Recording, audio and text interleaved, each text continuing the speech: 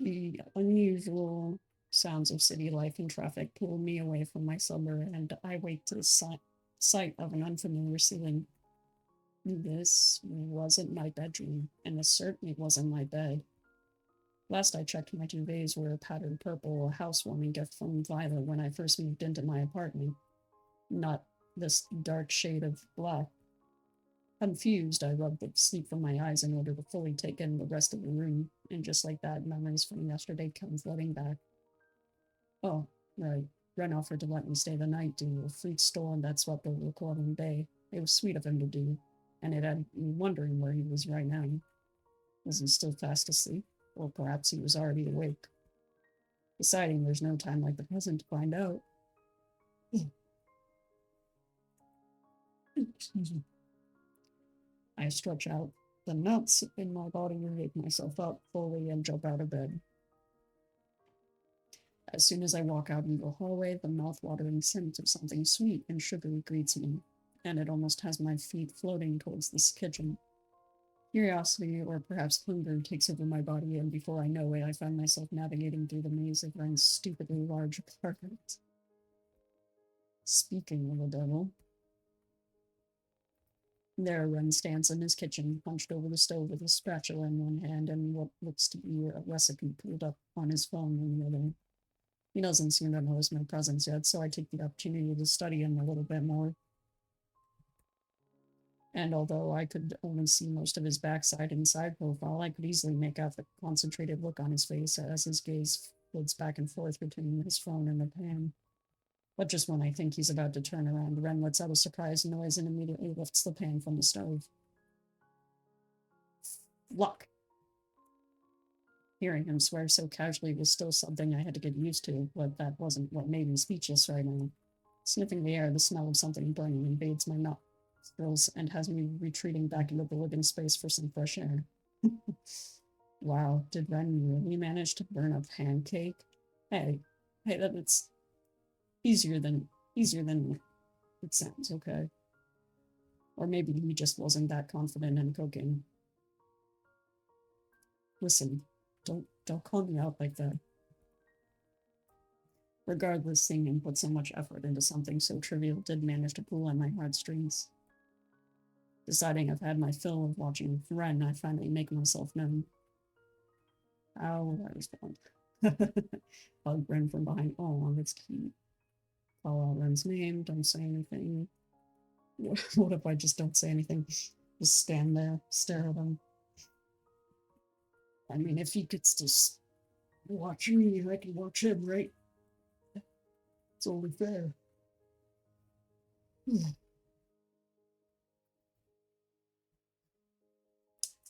Well, actually, I feel like getting back at him for those couple of jump scares he gave me for those endings.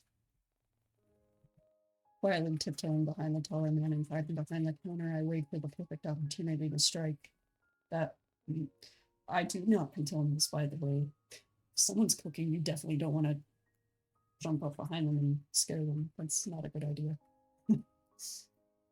um, Turns around to scrape the burnt remnants of pancake into the bin, and before Ren has any time to react, I spring into action. Boom! No, Joe! You scared me. How long have you been there? Despite his flustered outburst, Ren doesn't seem to move away from the stove. Good morning, Looney. I was going to surprise you with breakfast in bed. Sorry, did I take too long? It was like I flicked an invisible switch because all of a sudden Ren was back to his usual timid personality that I'd grown to know. Oh, and you don't have to go through all that trouble for me. It's fine. I wanted to, really. Here. Without giving me a second to spare, Ren conjures up a plate full of thick, fluffy pancakes from somewhere behind him, alongside a few toppings as well. I didn't manage to burn these ones, at least. Eat as much as you'd like. I'll have this one. He gestures to the burnt pancake still stuck onto the frying pan. No amount of washing and scrubbing would restore the pan to its... Oh, that bad, huh? Sorry, buddy. Giving Ren a pitiful look, I deposit a few fluffy pancakes onto my own plate before offering the rest to him as well. Ren, you've made enough to feed an army. Why don't we share? It's okay. I made them all for you, exactly how you like them. Oh? And how do you know how I like my pancakes? Deciding to tease him a little, I throw the light-hearted accusation in the air and hope that he'll catch it. Huh? I don't. I just, I suppose. Don't people normally enjoy pancakes this way? I thought maybe. There he goes again, getting flustered beyond belief while his cheeks flushed a deep red. Relax, I'm only teasing you. These pancakes are delicious, by the way. Oh, you were just joking. His mood immediately seems to perk up once he hears my compliment. You like them? Really? You're not lying? Then, then I'll make them for you again sometime. If you want, that is. It's really no problem at all. I really don't mind. How about you just focus on eating first? Aren't you hungry? Ah, I snacked on a few while cooking them. Don't worry about me. You just eat. Want some different toppings? I've got more strawberries in the fridge. Something inside me told me that Ren was lying, but I didn't feel like calling him out on it. I'm good for now, but thank you. Really. Seemingly satisfied with my response or lack thereof, Ren lets out a pleased hum and instead moves away to busy himself with washing the dishes. My gaze follows him, and I absentmindly catch a glimpse at the clock on one of the shelves. 8 o'clock on the dot. Wait a second, 8 o'clock? I was going to be late for work. As if picking up on my panicked behavior, Ren halts his movements and sends me a curious glance. Crap! I'm going to be late for work again if I don't leave now. I still need to walk home and get changed and... Hey, it's okay, Luney. Calm down. Look, your clothes from yesterday are washed and dry. Why don't you change into them, and then when you're ready, I can drop you off at work. Ren. There I go again, relying on this enigma of a man and taking up too much of his kind hospitality. I was already overstaying my welcome by using his dryer and sleeping in his spare bed, but now here I was, eating his food and being exactly 5 minutes away from getting a lift from his car. He really should be the one being called Angel instead of me. Thank you so much. I owe you my entire life. I thought I was dramatic. But another date with you would do just fine. His soft smile is the last thing I see before I head back into the guest bedroom to change. But before I can make it 3 feet away, his voice calls out to me once more. But I should warn you, I don't exactly drive a car. What? Turns out Ren didn't actually own a car like I expected. He owned a damn sports motorcycle. Oh, okay. Yeah. All black, sleek, and scary. But what surprised me the most were the faded "Always With You" sticker decals that adorned the tank. So Ren was a fan of that webcomic as well. I always assumed the community was rather small. There wasn't much talk about the webcomic online, so it was nice to know someone else enjoyed it as much as I did. But just as I was about to bring the topic up, my vision goes dark as Ren places a helmet over my head with a smile. He fastens and adjusts the strap before motioning towards the back of his bike with an expectant look. Admittedly, I was a bit hesitant to hop on that thing, but Ren assured me that he'd tell me what to do and keep me safe the entire time. Daunting, couldn't even begin to describe how I felt when the engine turned on, and I was certain Ren had scratch marks with how tightly I was clinging to him, but I somehow came out of it unscathed. Well, that's good. That's nice. I even managed to bag myself a nice warm hoodie that smelled like Ren, even if its only purpose was to protect me from the wind and flying debris. And when we parted in front of the library with a friendly goodbye, Ren waited until I was inside the building before taking off.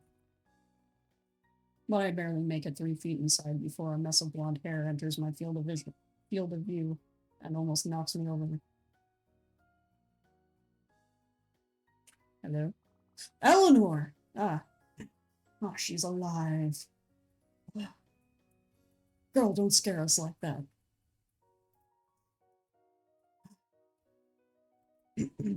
Luney, there you are. Quick, I need your help. Eleanor is anxious to catches me off guard, and I immediately do a sweep of the library for anything out of place. But I'm hardly given any time to take in my surroundings before Eleanor reaches for my arm and all but drags me behind the reception counter and towards a mountain of paperwork. Stacks upon stacks of books, files, newspapers, and manila folders cover the entire expanse of their desk.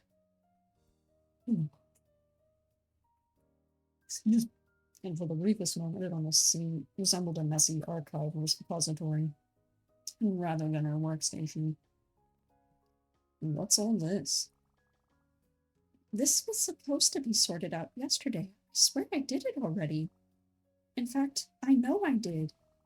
I remember leaving it all in Conan's office before I left work yesterday. So you can imagine my surprise when I saw it back on my desk this morning. Eleanor seems genuinely concerned, especially with how she's flitting about and pacing back and forth in front of me. It was almost like she'd seen a ghost, and if I didn't know any better, I honestly would have believed it. Please help me. If Conan finds out I messed up, I somehow messed up again, I don't know what will happen. Hey, don't worry, I'll help. And I doubt Conan will get mad. You know how he is. I suppose you're right. Her shoulders seem to visibly relax at my words, and she slumps into her chair with a heavy sigh. Thank you so much, Luney. Do you think you can manage the stack of books? I'll handle all the files. Without missing a beat, lest our boss magically appears somewhere behind us, we immediately get to work. Teamwork. Time flies by quickly when I have my chatty coworker to keep me company. She fills me in on how the fluke storm caught everyone off guard and how some of the patrons shared the same idea of seeking refuge within the library as well. Apparently, Eleanor was the only one around to keep an eye on things, and from the sounds of it, she seemed to take on the leadership role like a pro. Still, discussing her whereabouts had me thinking. That reminds me, where did you go the other day? The other day? What do you mean? You remember Ren, the pink-haired guy? Hmm? Oh, lover boy. Yeah, then. After we had that conversation with Ren, I never saw you afterwards. Oh, let me think. I watch as she inclines her head to the side to think, and all too quickly she snaps her fingers and gives me an affirmative nod. Oh, that's right. Well, this is a bit embarrassing, but I ended up going home early. I must have accidentally bumped into something while cleaning the stockroom the other day, and before I knew it, one of the shelves came tumbling down on me. It wasn't until a little while later that when Conan found me and pulled me out. You knocked over an entire shelf? Miss Creston. Knowing I was only teasing, Eleanor sends me a sheepish smile and bows her head to hide her reddening cheeks. Yeah, that seems more like something I would do. But now that I think about it, the shelves in the stockroom had always seemed relatively stable to me. My coworker wasn't known for her strength, so it didn't make much sense for it to topple over that easily. But thankfully, Eleanor elaborates more, almost as if she could hear the gears in my head working overtime. Well, I suppose it was a tad bit odd. I mean, I've worked in this library for more than 5 years now, and not once have I heard so much as a creak from those shelves. It does seem strange. Yeah. Well, I have no doubt Conan will be installing new storage shelves soon. Oh, speaking of, did you notice the new awnings outside the library? I suppose that sudden storm from yesterday had something to do with it. In fact, oh, maybe you heard it on the news already? I heard that all the rain... Our conversation gets cut short as I watch Eleanor's attention drift behind me and towards the flashing red light above one of the shelves. Duty calls, I guess. As soon as she stands, I shoot her an appreciative smile, which she returns with an apologetic one of her own, and meanders her way towards the aisle.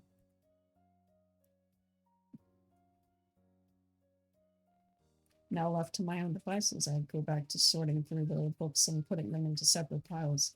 I managed to get a solid 10 minutes to myself before the sudden sense of unease creeps up on me.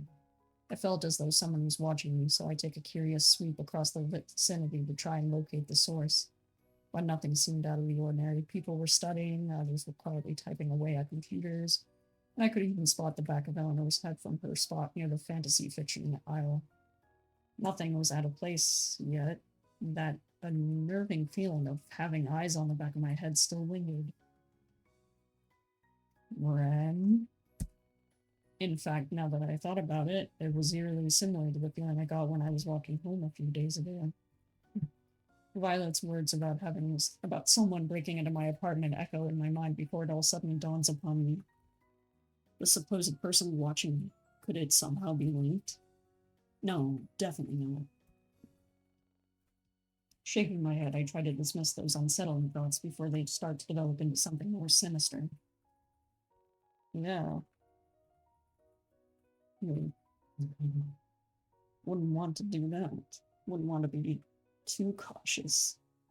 There was no one watching me. After all, there was hardly anything impressive about me to warrant a stalker in the first place. I think I'm pretty cool. I was as plain as they come, and if some asshole really did break into my house, they left empty-handed. That alone clearly proved that I don't own anything worth stealing, except maybe my limited edition Attack on Giant figurines. But even then, I remember thoroughly inspecting my entire apartment once I got home. Nothing was out of place nor looked like it had been touched. Everything was as I left it that morning. Except I do recall us noticing that our laundry hamper was in disarray and our underwear was on top. So, not everything was the way it was before. Or maybe we're just not connecting the dots on that one. That's fair, I guess. That it still didn't explain why I was feeling this way. Fear and apprehension seemed to overwhelm my senses so much that my mind barely registers the sound of something rustling, and I looked down to see that I had been worrying. Wow.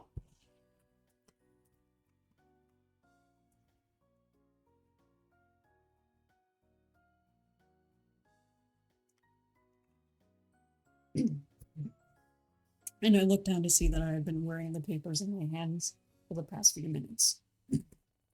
Have I been stressing out that Have I been stressing out that badly? Geez, I really was letting all this paranoia get the best of me. Shaking my head once more, I decided it's best not to let those thoughts fester. Oh, God. Sorry, guys.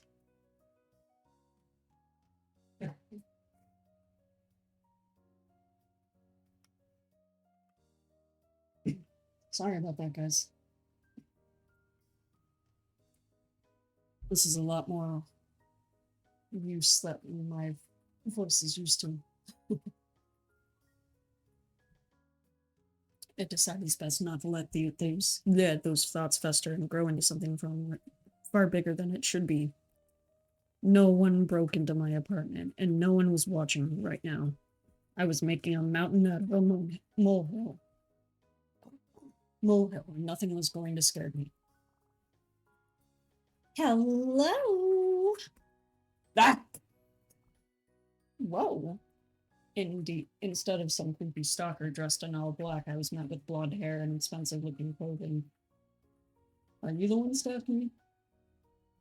Because if there's like a plot twist and she's the one who's actually stalking me, that'd be pretty funny. I mean, stalking's still not cool regardless, but like,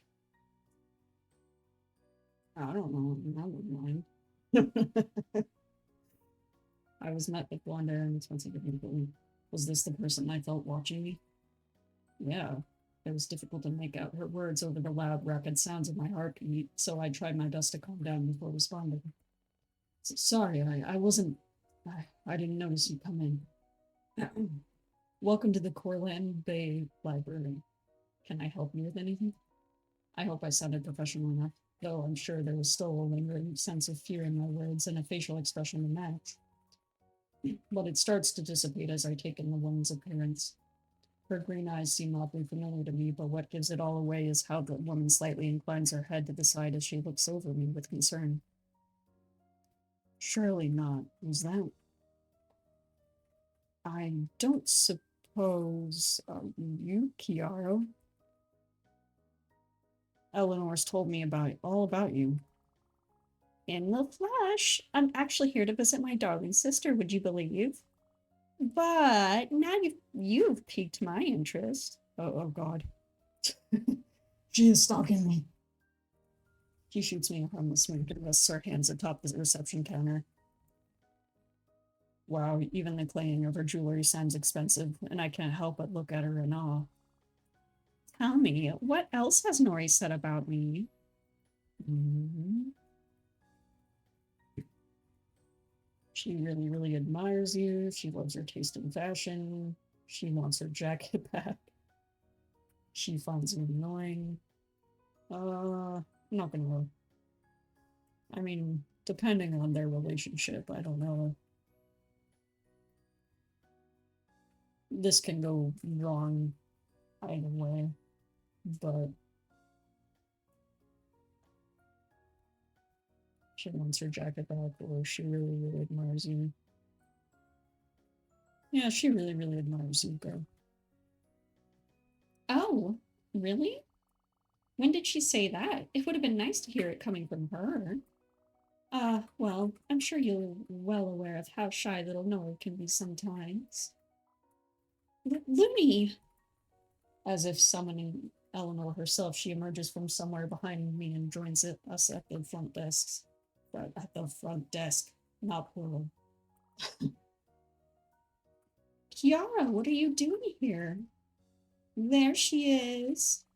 What, am I not allowed to see my little sis? I'm at work right now. You could have texted me in advance. But I wanted to surprise you. And look, I come bearing gifts. At that, Kiara places down a few bags branded with high-end prints and designer logos. Ooh. Sorry, darling. If I knew I'd be meeting you here, I would have brought extra. But I'm sure there's something for you in one of the bags as well. Pick whatever Eleanor doesn't want. I genuinely wished I could be rich enough to say something like that. For real.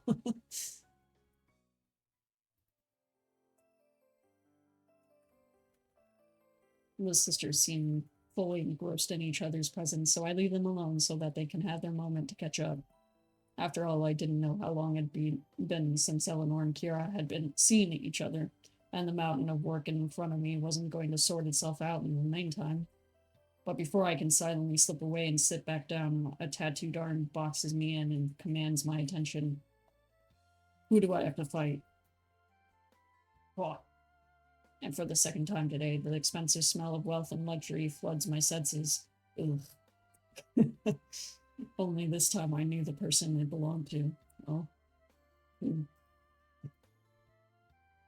Aw, this bitch again. Damn, who are they? Seemingly out of nowhere, Tio appears with that familiar smirk on his face and an unbothered drawl in his tone. Ugh. He's absolutely shameless without his eyes taking both of the sisters' appearances before he leans more of his weight onto his arm and shooting me an expectant look. Don't even think about it, Tio. Trust me, you don't want to know what I'm thinking about right now.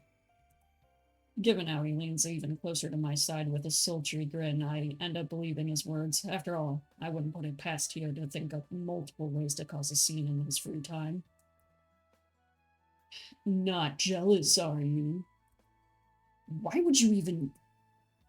Whether or not it was my sudden outburst that captures their attention, Eleanor and Kira finally seem to notice us, and I thank my lucky stars for a chance to escape this conversation. Perhaps I could sneak off to the employees' lounge while everyone was busy talking. I'm sure you work here too? I've got a few things here that you could check out. Despite my disgust at Tia's blatant flirting, Eleanor seems to be eating it up with a slight blush on her cheeks. Oh, actually, I'm just visiting. I don't work here, but little Nori over here does. I'm sure she can help you out. Despite her friendly tone, Kiro seems to be passively shutting down Tia's attempts at flirting and redirecting it towards Eleanor instead. Yet Tio doesn't seem to be picking up on it, instead choosing to lean a little more against the counter, so that his muscles flex under his form-fitted shirt and crosses his ankles. What a tool. What an absolute tool. You're not from around here, are you? I'd remember a face like yours. The name's Theodore, by the way, but cuties like you can call me Tio. Charming. I'm Kiara. And no, I'm only in town for a few weeks. I'm visiting some relatives and finding some inspiration before I head back home. Inspiration, huh? I could show you around. Well, aren't you fun? What about my baby sister? Huh? But I'm older than you. Come on, live a little, Nori. You always tell me how you're holed up at work all the time. I suppose, but... Looks like you're in need of a bit of fun. I can help with that. Have either of you been to the aquarium yet? It opened recently. Not yet, but I'll have to give your offer a pass, I'm afraid. Aquarium's not your style. You're not my style. Oh! Get wrecked, Tio. Ouch. Despite the low blow to his ego, Tio didn't look the least bit offended. In fact, he seems to thrive off of it. What a freak. But as if fate felt the urge to intervene, Kira's phone suddenly goes off and startles everyone. Sorry, give me a sec. I need to take this call. She slips away before any of us can have a chance to respond, and without missing a beat, Tio immediately takes her previous spot beside Eleanor. And what about you? Me? Don't see anyone else around, one says. Hey, what am I, chopped liver? Oh, well, I mean, I think it'd be fun, but I suppose it would be a bit awkward if it's just you and me. You heard her, doll. As if finally acknowledging my presence, Tio turns to me with an expecting look on his face. Why don't you tag along? I'll even see if Leon wants to join the fun. It'll be like a double date. At that, Eleanor visibly seems to relax a little bit. I spare a quick glance in her direction, and I can pick up on the barest hint of hope in her eyes. Wait, she wanted to go on a date with Tio? Oh boy, I don't know, well... what? Got better things to do? Look, I'll pay for everything. I can even pick you up as well if you want. Sound good? Not that I'd ever openly admit it to Tio, but his offer was finally starting to sound tempting. I mean, free food and a free outing? It was too good to refuse. However... Sure, why not? Fine, but I'm doing this for Eleanor. Fine, but only if Leon will be there. Or no thanks. No thanks.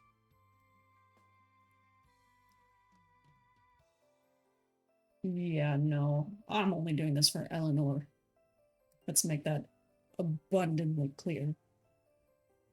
Eleanor seems to brighten at that, and her smile just about makes it all worth it. Oh, can't say no to a face like that.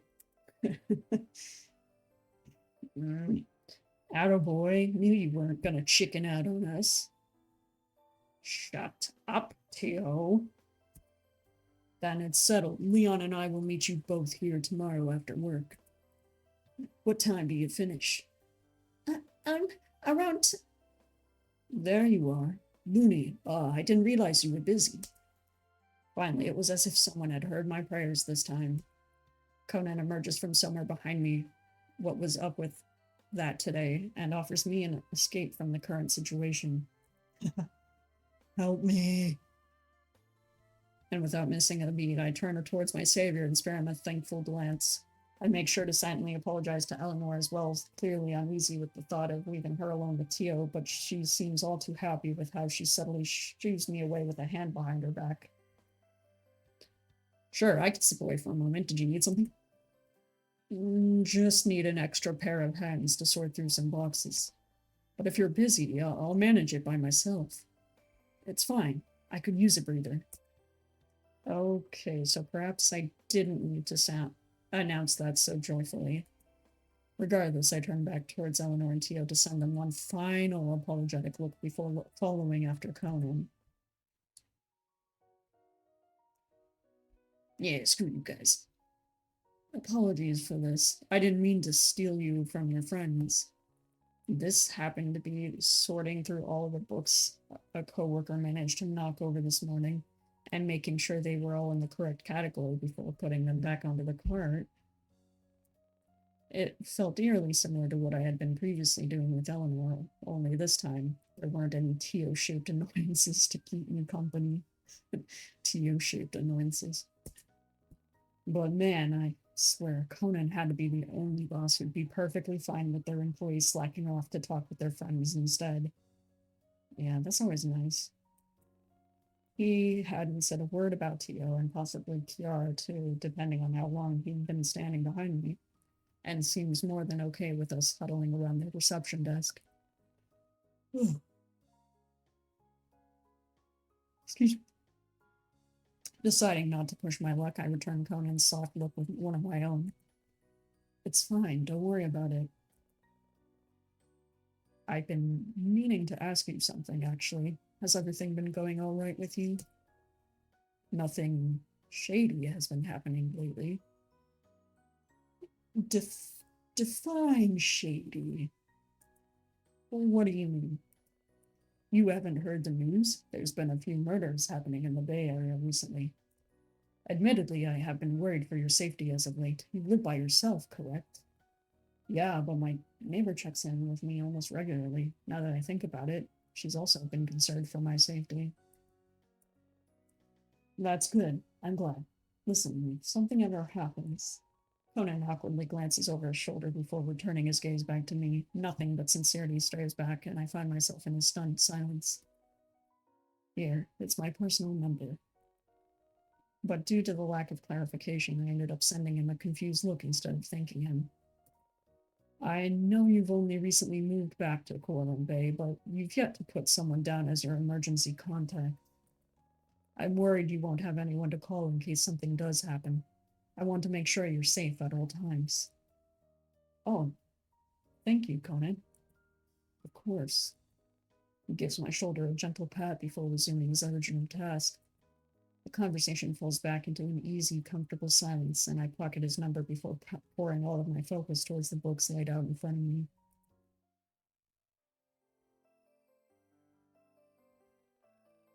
The rest of my shift passes by uneventfully, and at some point Eleanor informs me that Kiara had to leave for a work-related matter.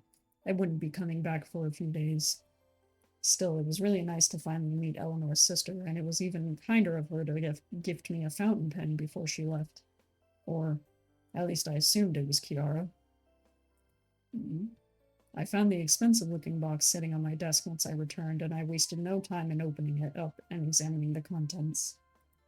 The pen itself appeared to be made from extremely high-quality materials, and the cursive L plus R logo looked rather fancy underneath the light. L and R. I wonder what that could mean. Certainly not. You know what, never mind. I made a mental note to get something for Kiara as well before pocketing the pen next to Conan's number and packing up my belongings for the day.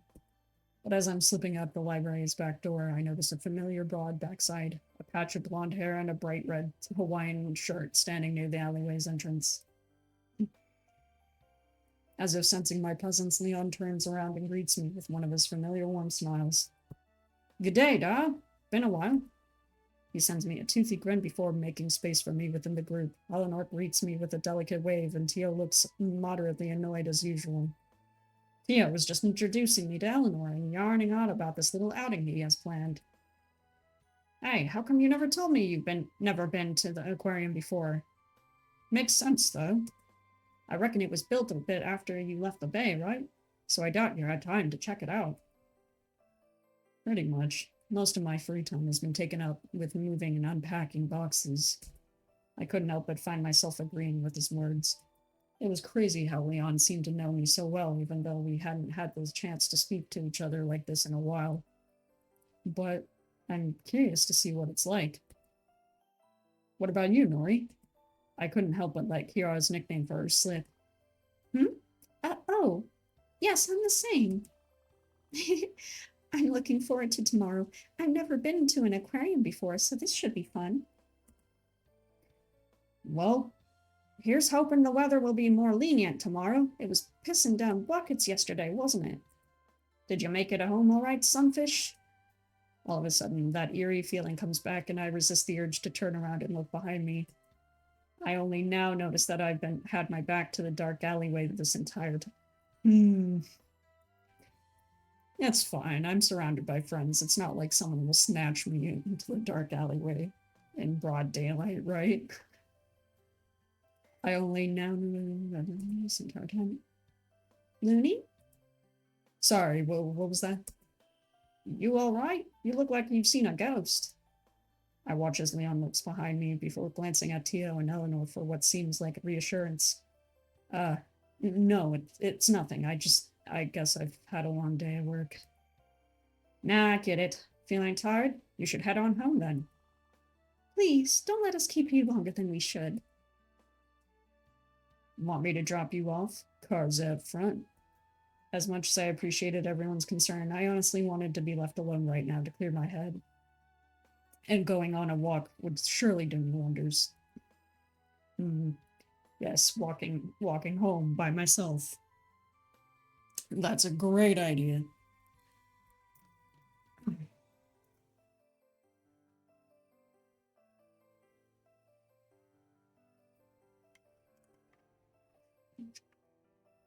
Besides, it was still somewhat right out, and there were people around, so I had no reason to worry about my non-existent stalker. We're gonna die. I also heard that some new merch arrived at the local manga store, which I had been meaning to check out, so that would surely help to get my mind off things. Why? Why are we considering this? Why are we not just going straight home? I mean, I guess home isn't exactly safe either, but Jesus. It was along my route to home anyway. What harm could possibly come out of a quick detour? A lot, honestly. But you know, we'll go along with it. Let's see how this goes.